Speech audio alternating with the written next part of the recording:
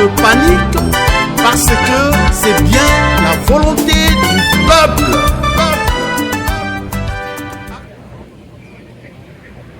Voilà, chers téléspectateurs de Bacolo State, nous sommes ici à New York City à l'Assemblée générale des Nations Unies, comme vous pouvez voir déjà derrière moi. Nous sommes ici à la 77e session ordinaire de l'Assemblée générale des Nations Unies. Mais nous venons d'assister à une rencontre très importante à huis clos avec Madame Thomas Linda Greenfield, qui est donc la sous-secrétaire d'État américain aux affaires africaines. C'est là qui s'occupe, qui a d'ailleurs remplacé Johnny Carson, qui est très connu, qui s'occupe des affaires africaines au Département d'État, qui est ici à New York, c'est pour des rencontres très importantes concernant la relation des États-Unis et l'Afrique.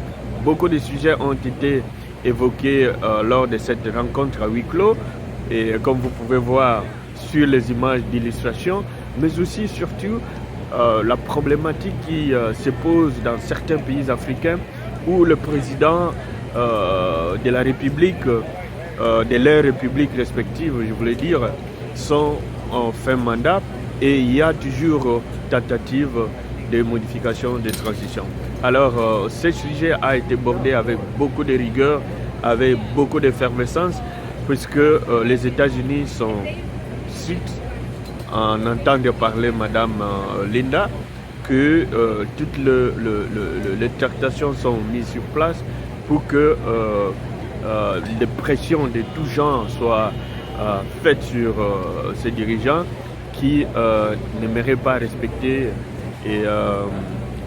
la loi suprême qui est donc la constitution de leur pays. Alors nous avons essayé d'appuyer un peu sur ce bouton-là pour savoir un peu plus, surtout à ce qui concerne leur politique vis-à-vis de la République démocratique du Congo. À ce sujet aussi, Madame Greenfield a été claire là-dessus, que les pressions sont toutes azimuts pour que la Constitution soit respectée en République démocratique du Congo. What you're doing as a U.S. government to push those presidents to not trying to run again. Our policy, the Constitution is not allow them to. Yeah, our policy is very clear on that. We do not support countries changing their constitutions to change term limits to benefit the incumbent who is currently serving in office. People can change their constitutions.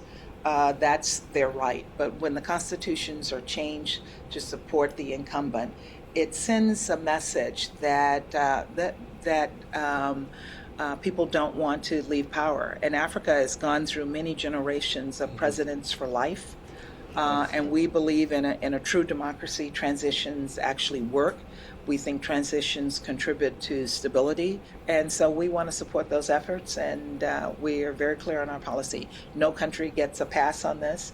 We raise it with every country where we see there are issues. And we certainly have had that discussion with DRC, with Republic of Congo, with Rwanda, and with Burundi, even though they did succeed in pushing forward an election that we believe was not transparent, that led to the president being elected for a third term against their constitution. Voilà ce que je peux vous dire pour le moment, mais il y a une autre rencontre tout à l'heure avec l'envoyé spécial du président Barack Obama dans la région de Grand Lac. Là aussi, différents sujets qui concernent la sécurité et surtout aussi la gestion des élections. Tout cela sera sur table de discussion. Donc c'est des rencontres très nourries ici à New York City. Comme vous avez vu, les chefs d'État défiler ici et nous signalons que le président de la République démocratique du Congo, Joseph Kabila, n'a pas pu faire le déplacement de New York. Il a été représenté ici par M. Raymond Tshibanda, qui est donc le ministre des Affaires étrangères. Qu'est-ce qui a motivé son absence ici à New York City, avec tout ce qui se passe, des missions au sein de la majorité présidentielle, des annonces, des tailles, des défections de grandes personnalités comme Moïse Katumbi, l'ex-gouverneur de la région de Katanga, et beaucoup d'autres actualités seront abordées et nous allons nous asseoir avec les amis, les confrères pour essayer d'en discuter. Donc désormais, soyez branchés puisque c'est ici que les choses sérieuses se passent. C'est ici qu'on parle de la situation correctement de notre pays avec des analyses sans parti pris, avec des analyses concrètes sur la situation dans nos pays respectifs. Alors donc voilà, c'est donc Gary Well ici depuis New York City aux Nations Unies pour le compte de Bakolo State. Et désormais, chaque semaine, vous suivrez des analyses avec des personnalités importantes de notre pays pour décortiquer l'actualité, débattre sur le sujet sans tabou, puisque c'est ici que tout a commencé et c'est ici que tout va finir. Donc voilà, Bakolo State, votre père, Bakolo State est là pour vous servir. Changer le Congolais pour changer le Congo, c'est notre devise. Nous faisons ceci juste pour vous servir. A dozen questions. Try one at a time. With one. If everyone could introduce yourself, say your name and news organization. Right, so I'm Kevin Kelly. I'm based here in New York. I cover the UN for the Nation Media Group in Kenya, which also publishes the East African weekly paper covering the eastern half of the continent. So my questions are mainly about that, not about Kenya per se. I'll choose the one about the DRC. At the Africa Summit, which is now 14 months ago, President Obama's summit in Africa. Yes, a little over a year. Yeah, right. Ambassador Feingold was saying it's urgent that there be action now against the FDLR. Then there was all these complications involving human rights questions of the generals in command. Nothing's happened as far as anybody can see. What's the U.S.'s view of what can and should be happening there now? Well, first of all, we're very disappointed that nothing has happened. We think that the parties need to address the FDLR threat in DRC. Commitments were made to the Rwandan government as we work to address the issues related to M23, that once we completed the actions against M23, we would turn to FDLR.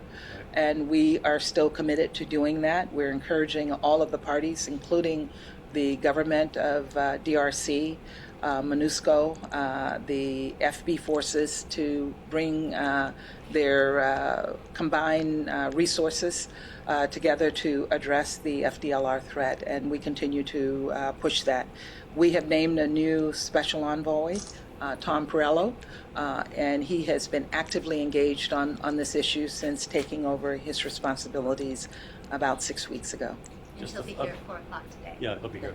Just to follow up on that, can the United States bring pressure to bear on President Kabila? This is the issue, is that the UN says we can't act because of these human rights violations that these generals are at least alleged to have committed. It's fairly simple, it seems, if these generals weren't in command, the UN, the FIB could act. Is that too simple an analysis? It probably is, but I would make those same arguments as well, that it ought to be simple to deal with this issue. And it is one that, again, we are working very deliberately and very intensely on, because commitments were made that we would work to address this issue, and we need to get the parties to do it. Thank you, Mr. Ambassador. And I just want to thank you for all the work. My name is Gary Iwele I'm a freelance from the DRC. My question is just about the upcoming election. We know that some of the African countries going to the election next year, and all the presidents are trying to run again, against the Constitution. So we saw it in the Congo Brazzaville already. It's sending people to the referendum. And now is a piece of legislation in DRC under the table trying to do the same thing. What you're doing as a U.S. government to push those presidents to not trying to run again? Our policy, the Constitution is not allow them to. Yeah, our policy is very clear on that. We do not support countries changing their constitutions to change term limits to benefit the incumbent who is currently serving in office. People can change their constitutions, that's their right. But when the constitutions are changed to support the incumbent, it sends a message that people don't want to leave power. And Africa has gone through many generations of presidents for life. And we believe in a true democracy, transitions actually work. We think transitions contribute to stability. There are a number of countries in Africa that have had elections and transitions, and they've worked. Nigeria is our most recent example where it has worked. So we are engaging with these governments to discourage their efforts to change constitutions. We are working closely with the regional organizations, with the African Union, with ECOWAS and other regional organizations to gain their support in pushing for this. ECOWAS, for example, has been looking at an agreement that would limit terms to 2 terms in ECOWAS countries. And actually, they went quite far, except 2 countries declined to agree. But I think it's something they're still working on.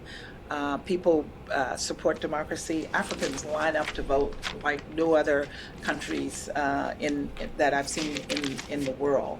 And when African people are given the opportunity in their individual countries to express their will at the ballot box, they do it. They do it enthusiastically.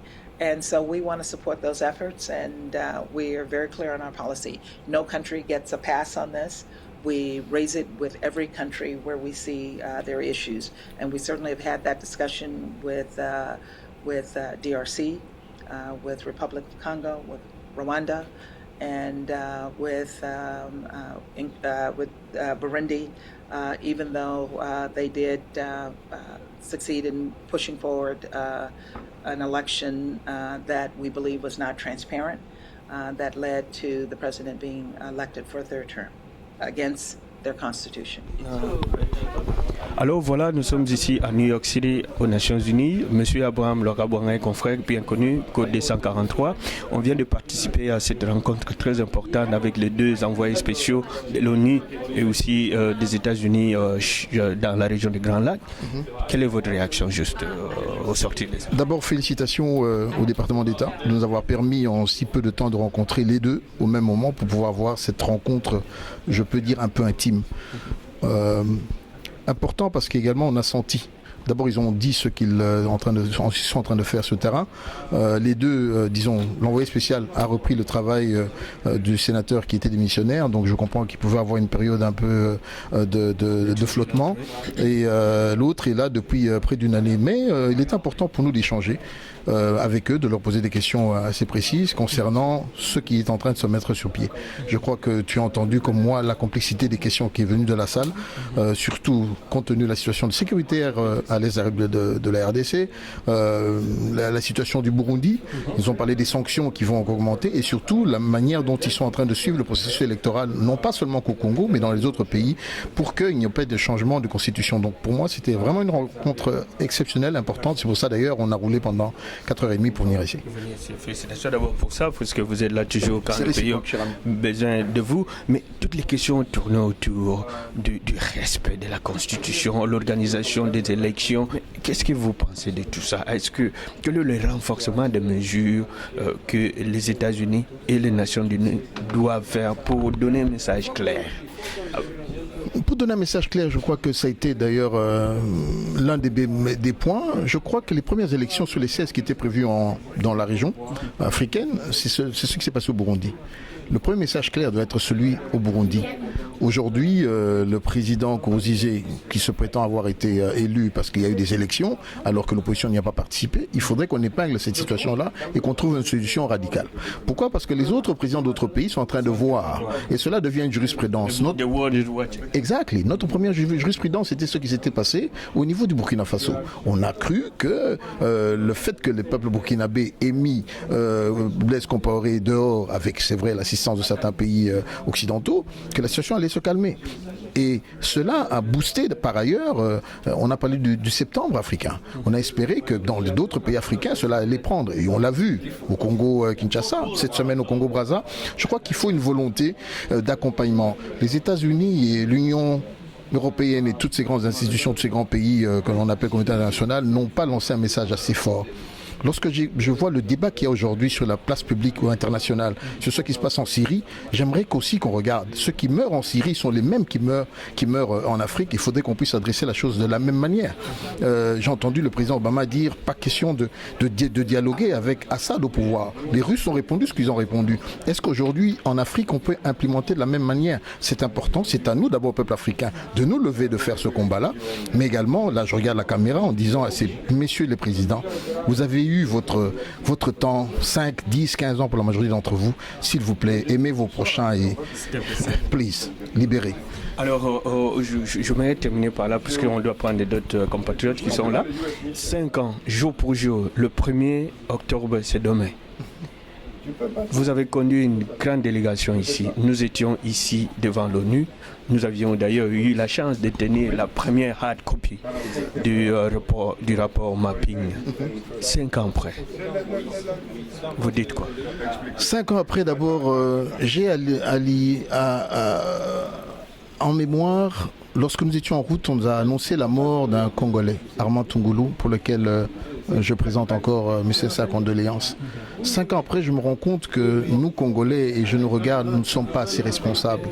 Nous avons tous les atouts, nous avons eu tous les matériels pour pouvoir faire un travail d'une manière sérieuse. Aujourd'hui, lorsque je vois la déviation qu'il y a dans ce combat que nous vivons dans la diaspora, c'est malheureux. Le combat a dévié, il est devenu injurieux, bas. Bref, nous avons perdu cette flamme, ce feu que nous avions qui nous avait amené à ces résultats-là. Il est important que les juristes congolais se disent qu'il y a un document, il ne faut pas aller refaire la roue, ce document existe, il y a un support reconnu internationalement, qu'ils s'en servent de manière à ce que nous puissions amener à la barre ce qu'on a amené à la barre. Pourquoi Jean-Pierre Bemba doit-il être le seul à la CPI alors que nous avons un rapport de près de 600 pages qui parle de plusieurs personnes, certaines au pouvoir, d'autres dans ce que l'on peut appeler la résistance. Tout à fait. Merci beaucoup, M. Abraham, pour votre temps. Voilà, nous sommes ici à New York City, au siège des Nations Unies, avec M.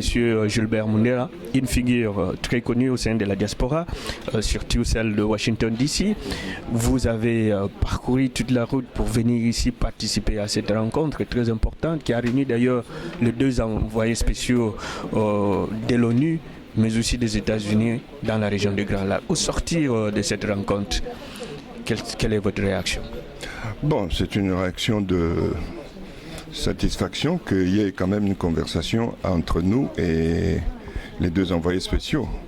Et nous avons posé les questions que nous estimons pertinentes pour qu'ils puissent nous aider à avoir la lumière sur ce qui se passe dans notre pays.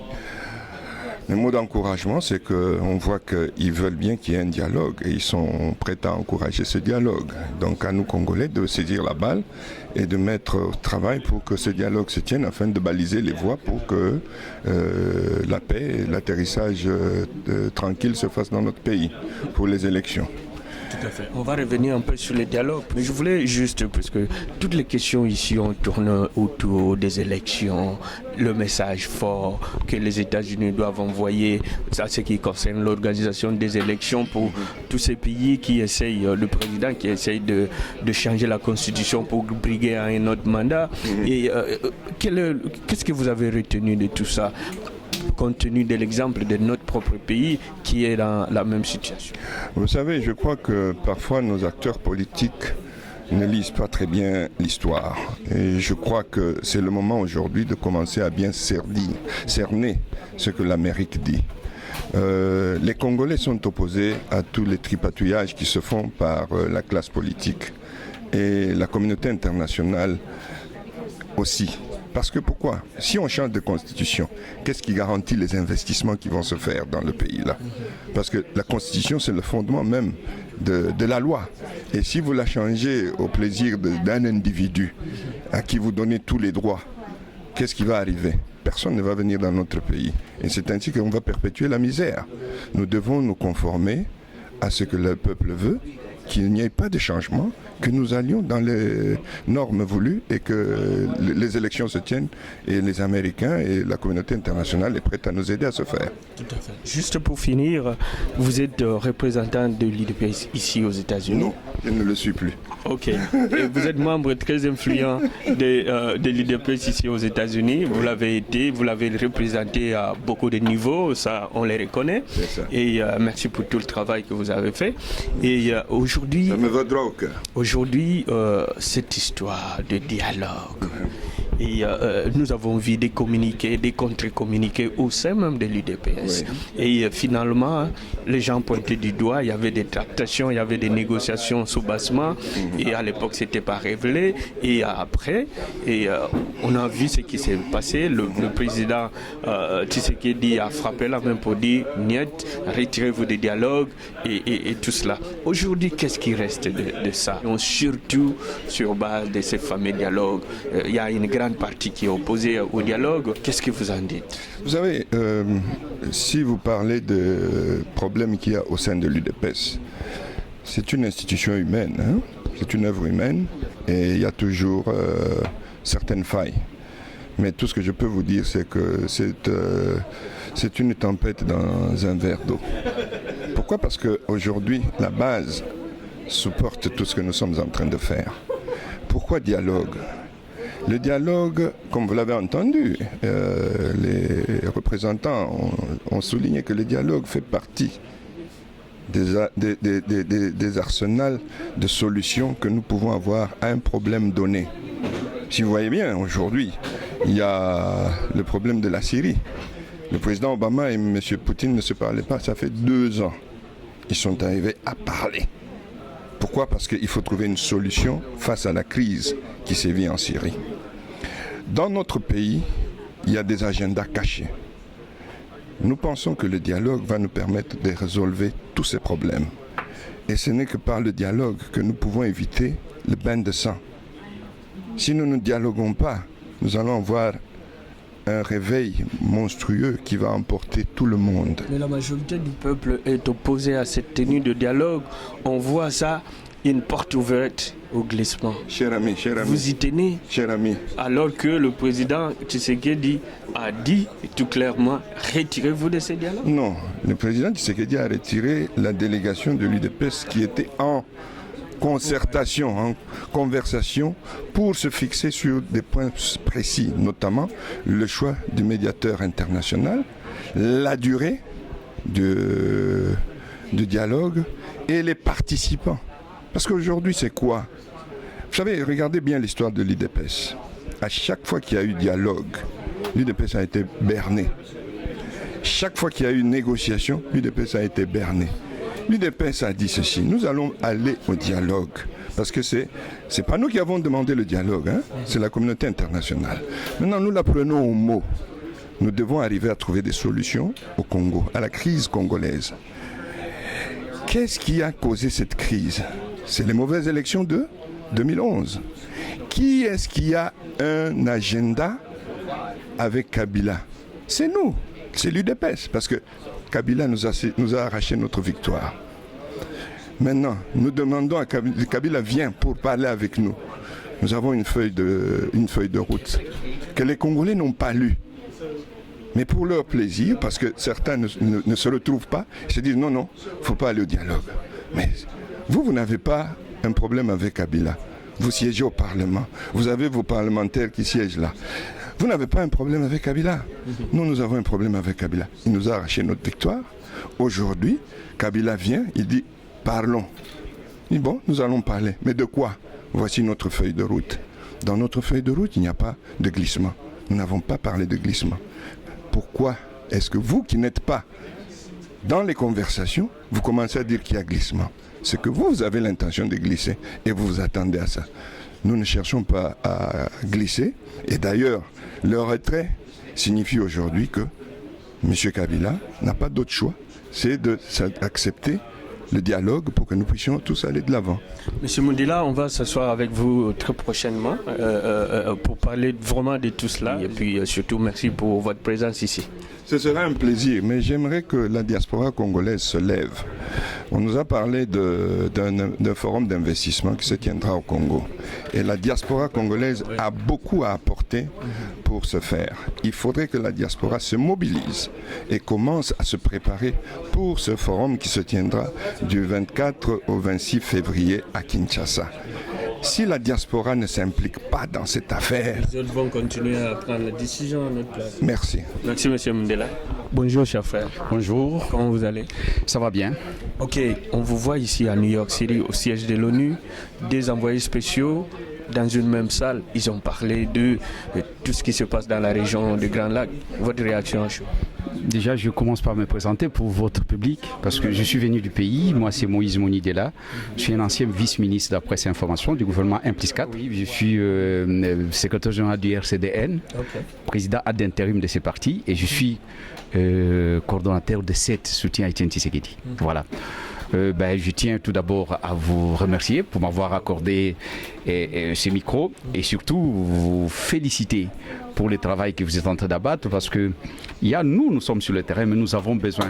Et lorsque nous avons besoin d'un relais, on sent que les États-Unis, c'est tout un continent. Et lorsque vous arrosez ici, et je profite de votre micro, je crois que vous faites, et à remercier aussi Lokabanga, Abraham, qui vous faites un travail de titan, et ce travail a eu des échos très favorables. Donc le monde étant devenu un village planétaire, ce qui se passe chez nous, c'est vous qui essayez d'arroser et de mettre dans tout le monde entier. Et ça, on tient à vous remercier, parce que sinon nous sommes complémentaires, sinon la lutte n'a pas de sens. Cela étant, par rapport à ma présence, je suis venu expressément pour faire la diplomatie du soir et du couloir. Parce qu'il y a une diplomatie officielle, mais il y a une diplomatie du couloir et du soir. Voilà, c'est les soirs. Et nous sommes là.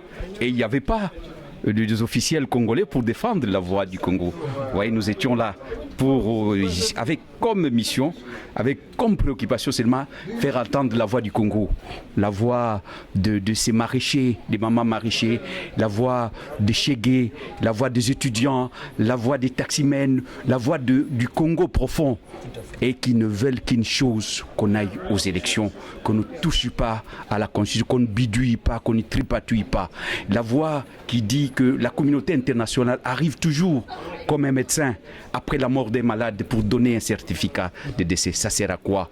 Et nous demandons à la communauté internationale de faire quelque chose maintenant, de prendre des sanctions, parce que le pouvoir en place ne veut pas partir, il veut bidouiller, tripatouiller la Constitution pour se maintenir. Voilà, c'est cette voie-là que nous sommes venus apporter ici, et nous disons les investissements, la conférence pour les investissements et tout ça, nous disons c'est très beau, mais c'est comme ça équivaut à mettre la charia avant le bœuf. Aujourd'hui, au moment où nous parlons, faites cela, ça équivaut à soutenir un pouvoir décadent, finissant et titubant et avilissant représenté par M. Kabila. Donc nous sommes pour ce qui a donné des effets en Afrique du Sud, où il y avait un boycott économique, et on avait les effets escomptés en Afrique du Sud. Aujourd'hui, soutenir le pouvoir de Kabila, aujourd'hui, venir faire des investissements, ça paraît comme ils vont se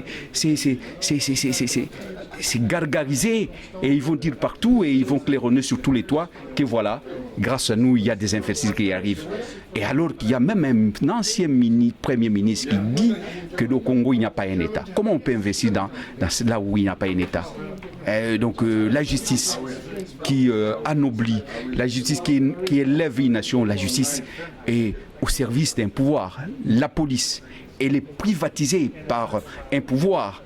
Mais comment les investisseurs peuvent venir investir dans un pays et comme ça? Donc ce n'est pas normal, et ce n'est pas possible, et ce n'est pas propice. Donc voilà pourquoi nous sommes venus ici, rien que pour la passion du Congo. Nous ne sommes pas venus en villégiature. D'ailleurs, si vous m'amenez dans un coin de New York, je vais me perdre, parce que je reviendrai pour les vacances, mais je suis venu juste pour faire attendre cette voix-là, des sans-voix, des millions de personnes, parce que les choses du monde se décident ici. Et on devait être là, et vous avez l'illustration que nous n'étions pas nombreux, les Congolais qui sont venus ici, et moi je suis venu de très loin, et juste pour cette conférence. Et je remercie les organisateurs, et je ne serai jamais de les dire. Et vous qui essayez de relayer ces messages du Congo profond. Merci pour votre temps et puis merci surtout pour votre présence ici. Merci beaucoup, c'est moi qui vous remercie. Bien de bonnes choses à vous. Partisans de la démocratie, partisans de la démocratie, respect de la liberté, égalité des citoyens. Partisans. Good afternoon. Welcome to the New York Foreign Press Center. My name is Monica Shai. I'm very honored today to have the U.S. Special Envoy and the UN Special Envoy for the Great Lakes region of Africa. We have Special Envoy Thomas Perriello and Special Envoy Said Janet. We also have with us today Stephen Hayes, who is seated over here. He is the President and CEO for the Corporate Council on Africa. He will give remarks as well. And I'm going to turn it over to Bernadette Paulo to open up. Thank you very much, Monica. Good afternoon. As you know, my name is Bernadette Paulo. I would like our special envoys to have a seat, if you will. I'm pleased to welcome you to this overview and discussion on conflict and democracy and development in the Great Lakes region. We have a unique opportunity this afternoon to hear from both the United States Special Envoy, as you heard, and the UN Special Envoy, in addition to benefiting from the views later of Mr. Modibo Toure, Assistant Secretary General and Special Advisor to the Great Lakes region. We also have an expert here with us today in trade and investment in Mr. Stephen Hayes, President and CEO of the Corporate Council on Africa, who will serve as moderator and provide comments as well. Thank you, Bernadette. We do go back a long way. I think all of you are here to really hear the special envoys, as I am as well. But let me just give you a quick context on why I think I'm here. The Corporate Council on Africa is the largest U.S. organization in terms of doing business with Africa. 85% of business with Africa from the United States is represented in our membership. We also do more trade missions to Africa every year than any organization in the country, bar none. And we have about 180 companies. Now about 20% of those are African companies. And to set the stage for this, we've also sent trade missions to 9 of the 12 countries in the Great Lakes Coalition, or I should say the International Conference on the Great Lakes region. We were asked about 2 years ago to participate in the planning for an international investment conference on the Great Lakes area. We were asked by Mr. Toure at the UN. We said that we would participate. Senator Fango, then the special envoy, also asked us. And as bureaucracies happen, this really didn't come through. It was, in my view, premature, and apparently it was premature to others, changing the situation in the Great Lakes region. So we are standing by to be one of others, of many, to help on the investment conference, so-called, and we are working actively there already, so I think that we're qualified and ready to go on that. So without further ado, though, I think all of you do want to hear the special envoys before this meeting is over. So please allow me to ask Said Janet of the United Nations Special Envoy from the UN to make his remarks. Thank you.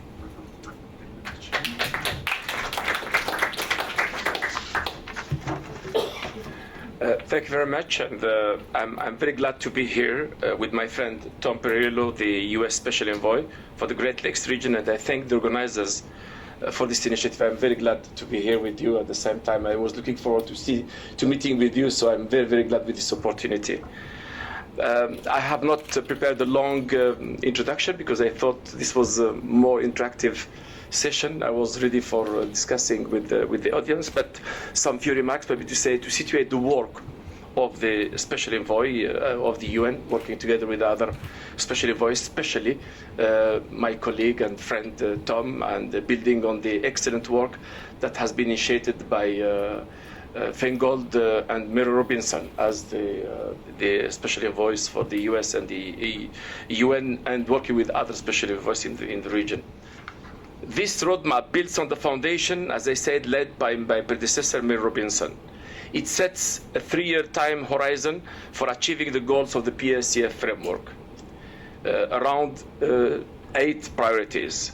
These priorities include: 1, supporting ongoing efforts to neutralize the negative forces in the region in Eastern Congo, in line with the relevant resolutions of the Security Council, as well as recommendations and decisions by heads of state of the region.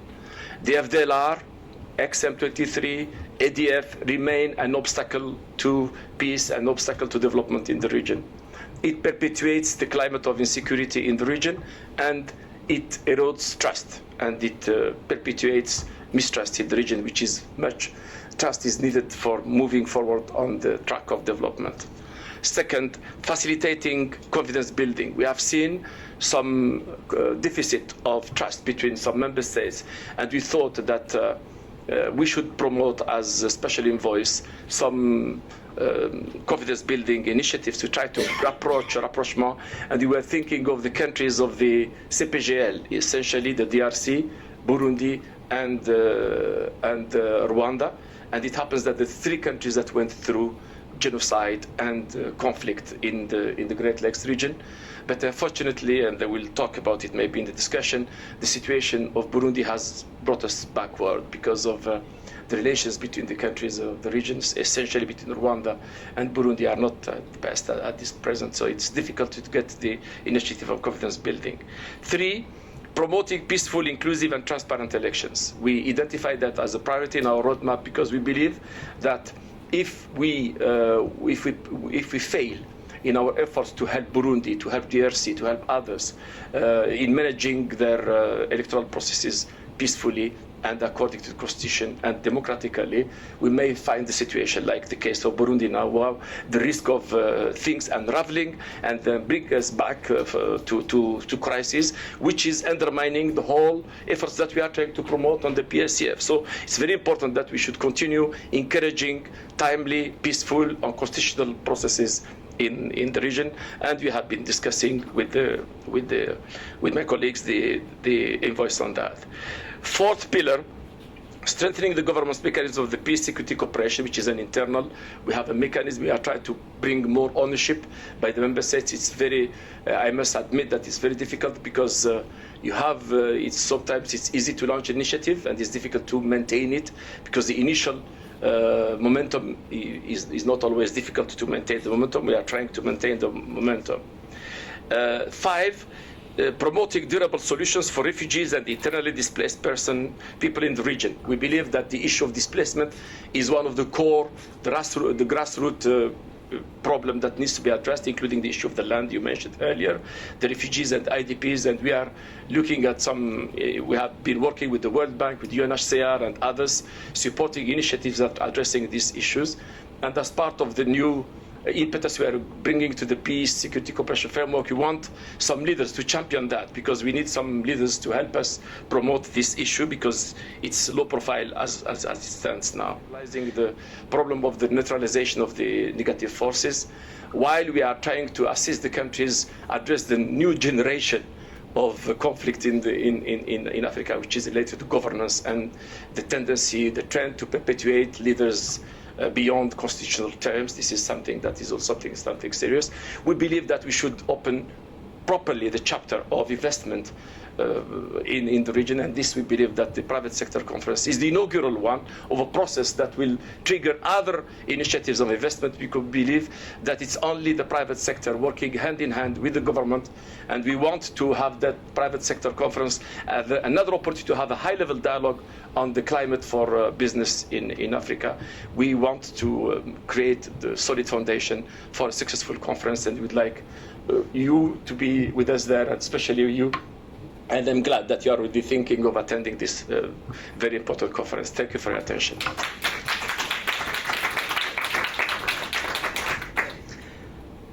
Thank you very much for being here.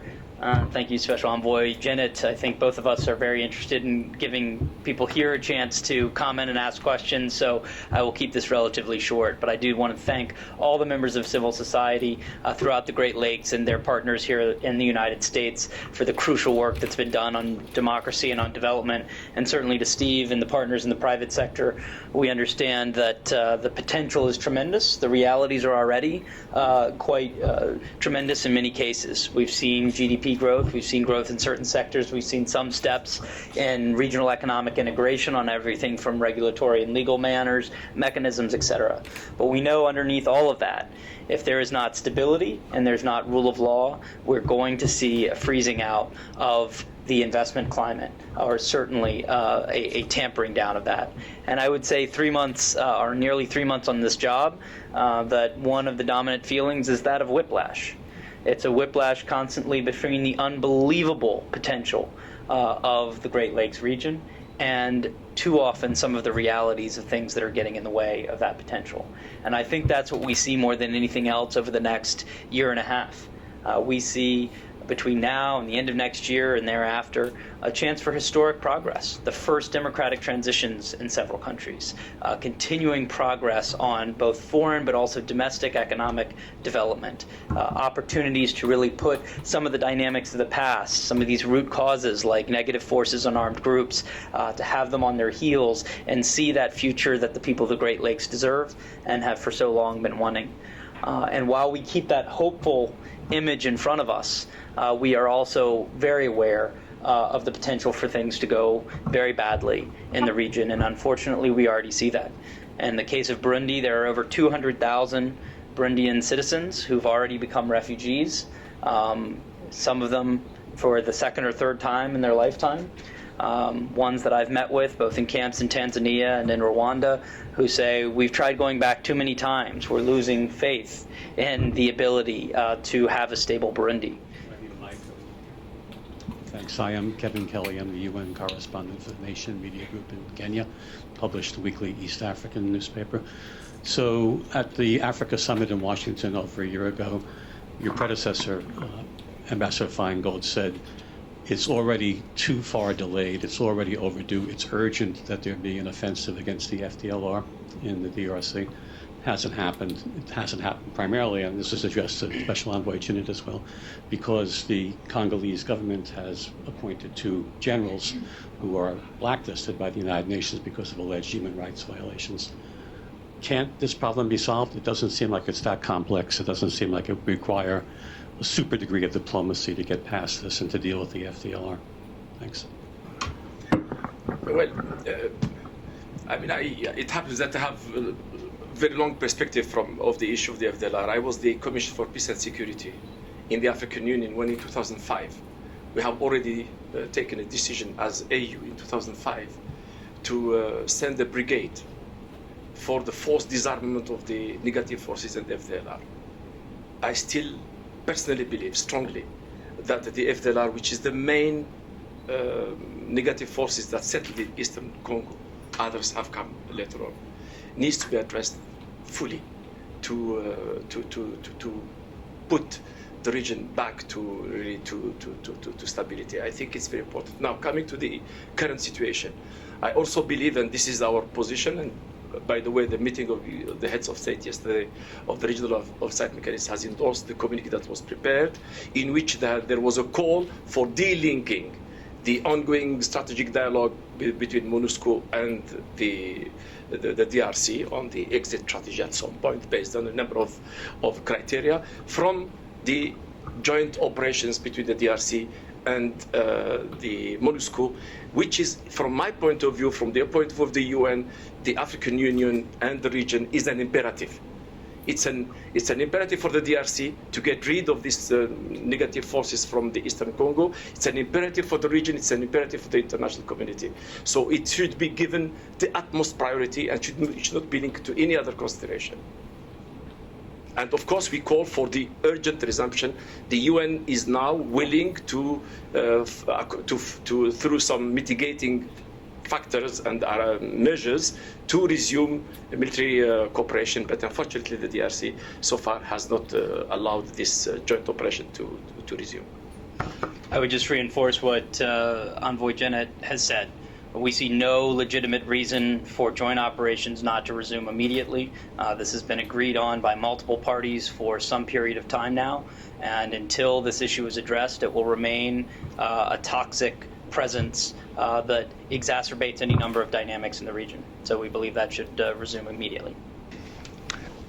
Gilbert Mondela, Bantu Resources, Congo Diaspora Network.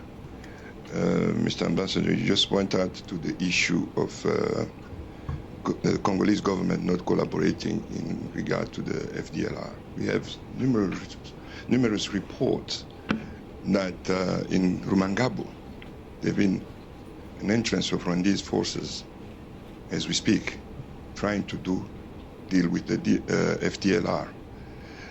This is not a sign that is showing that we're going to have a good solution in the Congo, in that part. Second, there are also reports that the Rwandese who have been placed in Kisangani and other camps are not having enough food, which means that can create another havoc in the Congo. How are you addressing this issue as we speak? And also, there are attempts by Congolese to have a dialogue started. Will you be keen to appoint a mediator for that? And also, will you encourage the Congolese to have the dialogue? Because if we don't have a dialogue, if we don't have a peace process well established, we are not going to have investors. Investment will not come. And to Mr. Perillo, are you going to push for Millennium to be implemented in Millennium as well as AGOA? Because it can help us strengthen our institutions. And given the weakness of those institutions, as well as the lack of real entrepreneurs, Congolese entrepreneurs who are deprived of access to technologies as well as capital, we should look into that as a process building up, because you're going to have an investment conference in the Congo. But no Congolese will be participant in this conference. It will be mainly big corporation as well as other players, the players that we identify as Lebanese as well as Indians. Thank you. Well, on the issue of the FDLR first, because you have asked about the issue of the FDLR. Just remember, last year at the same period, the region was divided on the approach against the FDLR. When I joined as the special envoy, we spent considerable time shuttling in the region to try to bring together the ICJLR and SADC, because there was some divergence of views on how to go about it. You remember, there were a number of countries that thought that voluntary disarmament could take place, and that some dialogue could take place, while others were for the military action immediately, and that dialogue was not the way forward. So it took us some time, till such time the leaders come together at a joint summit, and they decided to give them 6-month grace period for the voluntary disarmament, failing which, and after which, military action should resume. So I think the deadline was on the 2nd of January this year, and we were glad that after some few weeks later, the DRC government was able to launch the offensive against the FDLR. So at least there was action by the government of the DRC, which is encouraging.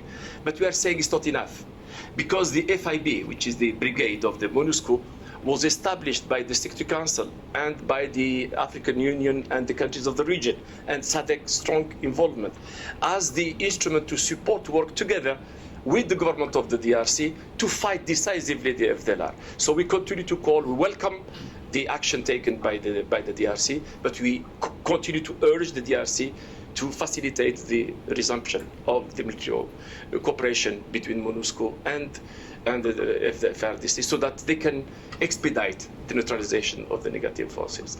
Regarding those that are in the camps in the Congo, various camps in the Congo, it happened that I visited one of them in Kisangani. And they want to go, but they're posing some conditions. And I have visited last time President Dos Santos as the chairman of the ICJLR, because they have a say in this. And we brought to his attention the fact that we are stuck with the people there, with some unrealistic demand for dialogue, because it's a dialogue between the FDLR and the government of Rwanda is a non-starter. It's not on the agenda. The only thing which is on the agenda is to facilitate their dignified and secured repatriation to Rwanda. And we have visited Rwanda, and there is a camp which is prepared for them for the reintegration and demobilization. We are confident that there are facilities and there is readiness in Rwanda to receive them, and we are willing as international community to help them repatriate to the region. As far as what is happening in the DRC, personally, having gone through all the experience I went through in Africa, every time there is an opportunity for dialogue is a good thing. I mean, the dialogue should be a culture of dialogue. It should be institutionalized in every society, because we need to talk to each other to address our common problems. So I have no other comment beyond that. But of course, we encourage, we are guided by Security Council resolution. There is a peacekeeping operation with a mandate there, including supporting elections in the DRC, and we support it based on constitutionality and respect of the constitutional time frame for election. On the issue of potentially a Millennium Challenge grant or other activities, we'd be very interested in pursuing any number of opportunities to invest in the DRC. It's an enormous country with an enormous amount of humanity and an enormous amount of potential. But the way those programs work is there tend to be a number of conditions that are involved in terms of transparency versus corruption, rule of law, constitutionalism, and other things. And I think when we see a government that's committed to that and to improving in those areas, there are opportunities both from the government sector but also the private sector that can track with those. And the second thing you mentioned is extremely important. Before I took this job, I completed a study for Secretary Kerry of our diplomacy and development called the Quadrennial Diplomacy and Development Review. And one piece that came very strongly both out of our State Department and USAID was the importance of focusing on inclusive, sustainable economic growth. GDP is an important figure. It's a huge driver of growth in a country. It's a huge driver often of the revenue that's needed to invest in education and infrastructure. But we also need to make sure that that's a growth that's building up a middle class, that's creating opportunities for smaller business owners and entrepreneurs, that we're making the investments, particularly in young girls, that they're part of that system. So we want to continue to track GDP and FDI as important indicators, but we also want to make sure that in addition to that, we're making sure that this is inclusive economic growth that's creating opportunities, that's geographically spread. It's not just in the West or just in the East. So to that, well, I think this continues to be something that we're looking at, not just frankly in the context of DRC, but as a lens on all of our diplomacy and development going forward. Merci beaucoup pour votre nouvelle vision pour le Congo. En ce qui concerne les élections, je vous fais confiance, mais ce qui se passe au Rwanda, pour nous, c'est le reflet de ce qui risque de se passer surtout au Congo. Bref, en ce qui concerne les élections, parce que la démocratie dans ce pays-là est au bout du canon. Thank you for your new vision for region, but and for election, I trust you. In regard to the democracy that is coming from Rwanda and what is going to happen, I don't think that is the right one, because the democracy in Rwanda is at a gunpoint. Ma question est sur les investissements privés, comme vous l'avez dit. My question is regarding the private investment, as you said. Nous étions à Washington avec représentative Karen Bass quand ils ont reconduit la Goa. We were in Washington when AGOA was reconducted. Le Congo est exclu de l'AGOA. Congo is completely excluded. Nous avons été avec Madame Christine Lagarde. Oui, Madame Christine Lagarde. Toutes ces institutions, les conditions qu'ils avancent, c'est la mauvaise gouvernance, la corruption au Congo. All these institutions are advocating that the issue in Congo is bad governance and corruption. Comment on peut aider les investisseurs privés dans ces cas-là?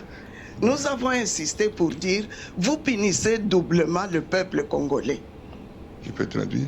Essayez dans l'Angola de trouver une fenêtre. Et c'est ça ma question. Comment comptez-vous faire pour démolir ces obstacles-là pour permettre qu'on ouvre une fenêtre aux investisseurs privés qui puissent travailler avec la jeune génération des hommes d'affaires au Congo. I think it's a very useful observation, perhaps more than a question, but I think what I will say is these things need to go hand in hand. Good governance is essential. When we have a limited amount of dollars to invest around the world on these programs, you want to make sure that they're being used well. So where we see a government that's a partner and wanting to improve accountability and invest in education and infrastructure, we are more excited to go forward. But DRC, I think we need to recognize, has made some great progress in many areas. And in many areas, that's because civil society groups, sometimes at great risk, have pushed for greater accountability and have pushed on the governance agenda. So there are things we can do from the international community, but obviously the future of Congo will most be defined by the people of Congo. And there I think we see a tremendous hunger for investment, for good governance, for accountability. And I think those voices have been heard and are continuing to be effective even under very difficult circumstances right now. Maybe just a word, just to say to reassure our friend about the importance of the DRC in the region and the fact that we trust, we believe in the future of the DRC. And we are hopeful that the people of the DRC and their leaders will find their ways in shaping a new and vibrant economy. And the fact that, let me tell you, my sister, it was not very difficult to get all the leaders of the countries of the region to accept the fact that the investment conference will be held in Kinshasa. It was almost a natural venue for the conference on the private sector. So it's a great opportunity for the Great Lakes region, the conference, but it's definitely a great opportunity for the DRC. And the DRC needs to take full advantage of this conference to portray a new vision, a new image, a new vision for the DRC. That's why I'm working hand in hand with my sister to make this, is because the success of the conference will be successful conference, but will be the success of the DRC and the success of the development of the DRC. Si, Moïse Monidela, acteur politique de la République démocratique du Congo. Monsieur Junit, vous connaissez bien notre pays. Ça, j'aimerais bien vous interpeller. J'aimerais commencer par la sagesse d'un grand écrivain qui disait « Fais-moi de la bonne économie, je vous ferai de la bonne politique ». Et moi, je dirais que dans notre pays, c'est l'inverse. Vous pouvez traduire, s'il vous plaît. Translator. Parler aujourd'hui de l'investissement ou les investissements privés, ça équivaut à mettre la charrue avant le bout. Aujourd'hui, nous avons un problème sérieux, c'est un problème politique. Donc, à la veille des élections, je n'ai pas bien compris, je n'ai pas bien suivi parce que je ne comprends pas très bien l'anglais. Je peux dire même que je ne comprends pas l'anglais. Mais je crois qu'il fallait beaucoup, aujourd'hui, il faut beaucoup insister sur le respect de la Constitution. Le reste viendra après. Les États-Unis et surtout la communauté internationale se présentent toujours comme un médecin qui arrive après la mort d'un malade, juste pour donner à sa famille le certificat de décès qui ne servira plus au malade, mais celui-là, il sera déjà parti. It's just to give the death certificate when the sick is already dead. So. Donc, ce que nous voulons aujourd'hui dans notre pays, c'est qu'il y ait des sanctions, parce que le régime mis en place ne veut pas respecter la Constitution. Au lieu de dénoncer, parce qu'aujourd'hui, le problème, il y a des problèmes internes, certes, mais il y a aussi des problèmes externes. Mais sur le plan interne, s'il n'y a pas un leadership éclairé, le problème des réfugiés, les problèmes avec le Rwanda, les problèmes avec le Burundi, l'Ouganda, ça sera un problème à répétition, ça reviendra toujours parce qu'il y a un problème d'homme, il y a un problème de vision. Je vais poser la question, mais c'est mieux de commencer par les sanctions, par exemple, que les autorités en place ne puissent pas se promener comme à l'époque de Mobutu. Et même en Afrique du Sud, il y avait les sanctions économiques aussi. Et qui, c'est vrai, on disait que ça va porter préjudice à la vie sociale du peuple, mais ça a eu des effets escomptés. Et aujourd'hui, l'Afrique du Sud est libre. C'est pour ça, donc nous ne voulons pas de ça. Ici, si vous voulez vraiment aider le Congo, c'est mettre l'accent sur le processus démocratique. Et pour cela, je crois que vous avez posé la question par rapport à que pensez-vous du processus? Parce que pour nous, nous voulons qu'on aille aux élections. Les dialogues, c'est bien, mais un dialogue qui nous permet d'aller aux élections dans les délais constitutionnel. Voilà. Donc, qu'est-ce que vous pensez de cela? Je vous remercie. Je vais vous répondre en français pour que vous compreniez, parce qu'on a parlé déjà des élections. Je crois, dans mon introduction, j'ai dit que la question des élections est une question prioritaire. Parce que malheureusement, des processus électoraux qui ne sont pas conduits de façon sage et dans le respect de la Constitution mènent souvent les pays à des situations d'instabilité et à des situations conflictuelles. C'est pour ça que nous nous attelons, en tant que Nations Unies, Union africaine et les organisations régionales, à aider les pays de la région à piloter sagement leurs processus électoraux conformément à la Constitution et aux délais constitutionnels qui se sont posés eux-mêmes pour conduire les élections. En tant que représentants des Nations Unies, nous sommes guidés par la résolution du Conseil de sécurité qui s'est prononcée sur la question des élections et qui a évidemment appelé au respect de la Constitution et des délais constitutionnels. C'est évident, c'est la position de principe des Nations Unies. Et nous sommes tout à fait disposés à aider les parties prenantes à piloter cette préparation des élections dans les conditions qui permettront au Congo de faire des élections pacifiques et dans la stabilité. So, I'm going to say a comment here. As I said at the beginning, we see the political stability and respect for the Constitution as absolutely essential to the investment climate and development climate in DRC and the Congo. To your analogy, I do not think the patient is dead yet, and I do not think we just showed up at the hospital.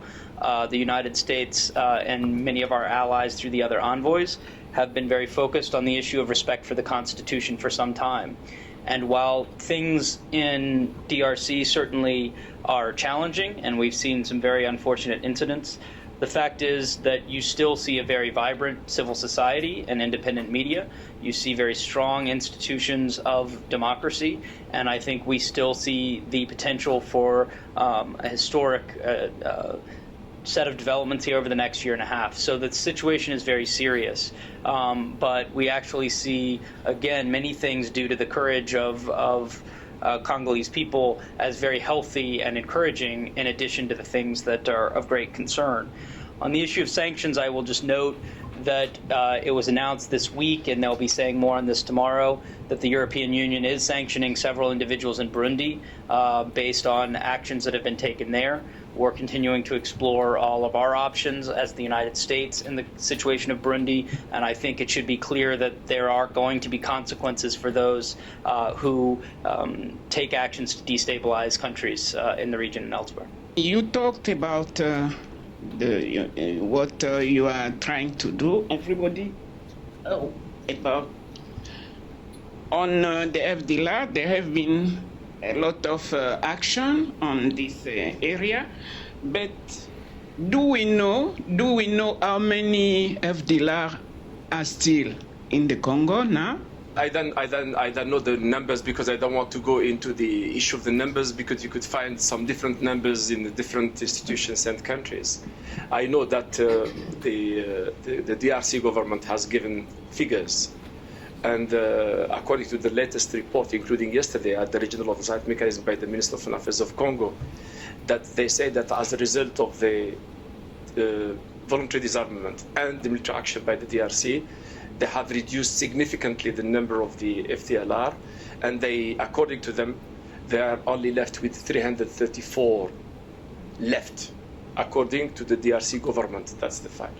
But I know that my colleagues from the MONUSCO have a different account of numbers, but I don't want to give the numbers, because we'll be just discussing the numbers, which is not the main issue for me. The main issue is the phenomenon of the FDLR. And then it's very important to highlight the fact that FDLR is committing crimes in the DRC against the people of the DRC, against women, children, poor people, vulnerable people in the DRC. They have been committing crimes in the DRC. So it is first in the first interest of the people of the DRC, in the interest of the restoration of the state authority, full state authority of the DRC, that we are supporting the DRC in their fight against the FDLR.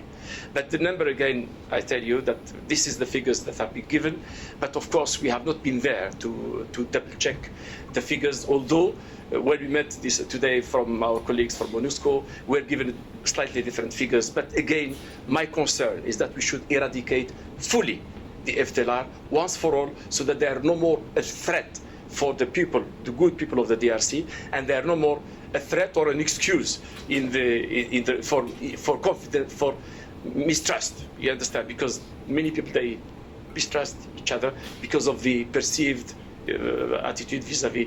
So I think it's important that we eradicate them totally. So this is why it's important when we have finished with the whole leadership of the FDLR, destroyed their command and control, and till such time that there is no any news of any crime by the FDLR in the DRC and elsewhere in the region.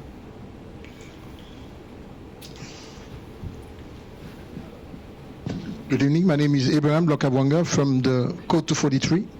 We are news based in Washington, D.C. My first question to you, Mr. Janet.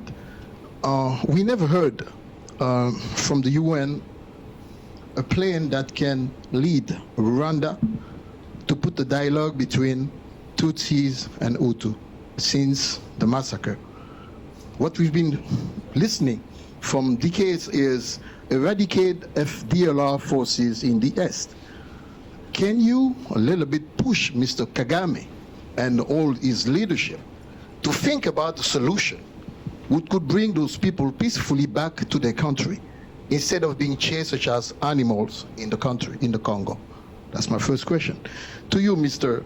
Periolo, 16 elections were scheduled or are scheduled between now to 2016. First one happened in Burundi, and we've seen the result. It's a catastrophe. On a daily basis, people being killed, we keep on finding them. And the only sanctions that we've heard was the first one coming from the UE, saying they're going to freeze some assets of members of the government. Why can't we pinpoint the president and the leadership? That's where they're going to be heard, and, you know, freeze the visas, freeze the assets, and every single help. That's going to be a strong message, because what's happening in Burundi is being seen in the Congo, Brazzaville, it's been seen in the Congo, the DRC, and every single of those leaders wants to change the constitution to remain into power. We've seen in the Congo, January, they wanted to change the electoral law. They failed. Now it's about referendum. We're getting into, you know, it's like a pattern. It's going to come in the Congo Brazzaville, in the Congo Kinshasa, next year in Angola and another country. So we keep on circling. I think if you fix the situation in Burundi, it's going to be a strong message to every single of those people. Thank you. First, I'm on the issue of, you mentioned of the issue of Tutsi Hutu, whether it's in Rwanda or in Burundi. We believe that we should promote reconciliation. The UN is supporting the reconciliation process both in Rwanda, in Burundi, and in every country. And we believe that reconciliation is something that should be like dialogue in our societies, something that should be permanent. You should, because, you know, I always to say when I was in the African Union, we are still a long way to go to reconcile our populations with their states and borders. So the reconciliation process in Africa has still many decades to come to forge reconciliation among our populations within the context of the states that are there in Africa. So that's something that we support, not only through the UN political wing, but through the UN system in the ground, through the UNDP. So we are very supportive of that. Now, every country is a specific country. I think you cannot just put a position. Why don't, you know, when the FDLR has a background, there is the history of the genocide. So you have to put everything in the context. So try to mitigate a little bit, to measure what can be done, what cannot be done at this point in time of history. So I say, while reconciliation is a permanent thing, I think there are something that could wait more time to happen. That's why, I mean, we are doing our best to promote reconciliation. On the question about consequences for those who've taken actions in the context of Burundi, we have already heard about the EU sanctions. We're continuing to look in that, at that issue, as well as the visa bans that have been issued. But to your core point, I think, as I said at the beginning, Burundi should be seen, in my mind, by other leaders as a cautionary tale, not as a playbook. Do you really want to be in a situation right now where your willingness to do anything possible to hold on to power has your country on the brink of violence, on the brink of hunger, with refugees fleeing your country, with a desperate need for money for running the government, for institutions that are fraying when you've spent 15 years trying to help a country move from a very violent past to institutions like the military becoming post-ethnic or moving in that direction. I think in some ways the worst consequences imposed on Burundi's leaders are those that have simply been imposed by the reality on the ground, which is overseeing a broken country. There is not right now a coming together, a consent of the governed that exists. And so I think while we will continue to look very seriously at what additional consequences may be necessary for those who've taken actions, not just on behalf of the government, but those also who were involved in attempting a coup, which is not the right way to try to handle a situation like this, that there do need to be consequences there. I think there have been, but the worst consequences is the state of Burundi and the people of Burundi right now. And I believe that there are many leaders in the region of goodwill who are true patriots to their country. I may not agree with every decision they make, but do they really want to see their countries look like Burundi a year from now or 2 years from now? So in addition to what we do as an international community, ultimately the people of countries have the biggest influence on their future. And to me, Burundi is one that proves what we have tried to offer as our best advice and friendship from President Obama, that says trying to change the rules of constitutions at the last second to stay in power is destabilizing. So we think that's probably the greatest consequence of all, which is not to say that there won't be additional measures that will be considered.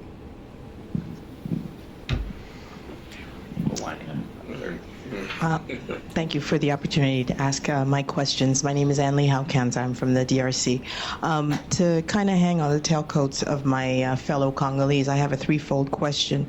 The first being, in history, in negotiations for whatever, impunity historically has always been part of the dialogue.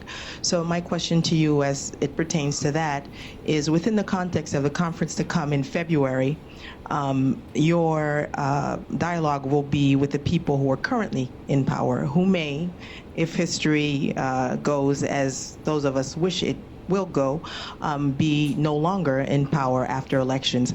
Will impunity be at the table in the negotiations of the potential investments that will be made in the Congo? And if so, what protection from that do you foresee? Secondly, to Special Envoy Janit, in dialogue in the region of the Great Lakes, I know you've been faced with issues of being accused of bias, and that may be a problem in negotiations, not only in the Congo, but in Burundi and Rwanda as well. How do you envision, with this economic conference and what will follow, how to prevent that from happening, because that could exclude you, although your contribution is very worthy, could exclude you from a dialogue. And the last thing is, we haven't spoken about the elephant in the economic room of Africa, which is China. At the table, I understand we're the participants that you have quoted or mentioned to us will be at the table, but China is already there. It's basically a grassroots economic force in Africa, and specifically in the Congo. I understand that dialogue going from the table to the field is not necessarily easy to implement, and is that within the context of your strategizing for investment in Africa? Oh, and I did have one last thing. How are you going to hold your investors accountable to actually implement and invest for the most vulnerable, as you name them, women and children? There are so many questions, there's so many. First maybe on maybe the last one. It's always too easy. Sometimes it's better to start from the last one.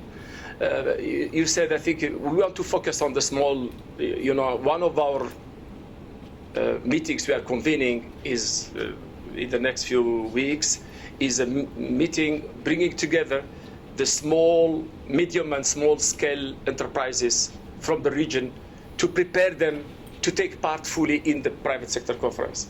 So we are not only thinking about the giants, we are also thinking of the small scale enterprises from the region that are there to give them an opportunity to participate in the conference. That's one thing. The second thing, we are talking about the women, and we care for the role of the women, and they are already very active as we are, and they are expected to be more active with more space for them to be active. We are taking advantage of a conference organized by UN Women in Nairobi, platform, a regional platform, and we are having a segment, we are having a parallel conference within the conference on preparing women entrepreneurs to take part in the conference. So we're having a segment in Nairobi next month, actually this October, the end of October, on preparing the women entrepreneurs for the private sector conference. So to tell you that we are thinking of also now China is a big partner to Africa, and obviously when we be engaging the private sector, we have to engage the private sector in the US, and I'm glad that some representatives were with us here. We have to go to some positions like London, like Brussels, but we should not ignore China. China is a very important actor in Africa, and that they should be part of the private sector conference, obviously. Now, as far as the dialogue and the impunity, I don't think we'll see what will be debate, but at the conference in Kinshasa, we want to have a discussion between the private sector and the government on what conditions that needs to be created for conducive investment in the region.